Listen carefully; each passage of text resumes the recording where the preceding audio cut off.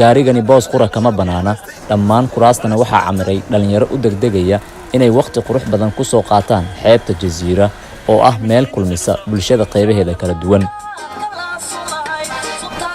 xeebta Jasiiro oo yara fog inta ay ka gaarayaan dhalinyaradani waxay isku madadaalinayaan kaftan iyo heeso cod sare leh oo ka dhaxshidan gaarigani.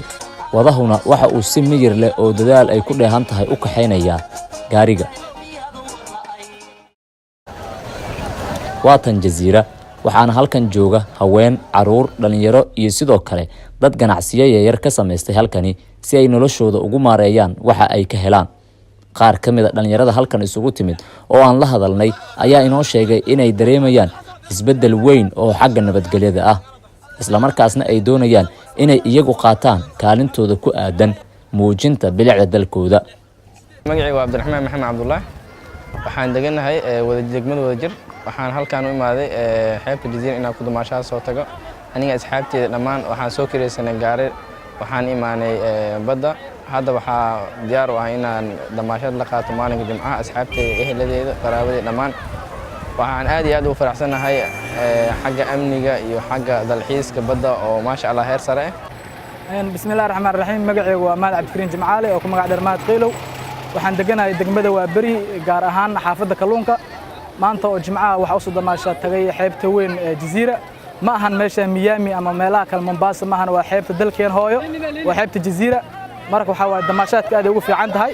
macnaha damaashaad hadaa maqashinne waa nabad hadaa helana waa damaashaadena. maasha Allah aad u maastaadigana.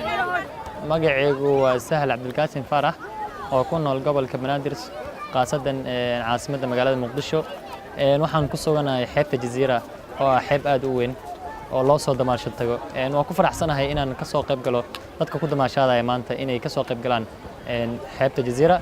waan ugu mahadcelinayaa TV-ga oo maanta ay sina barnaamijkan naga duubayo.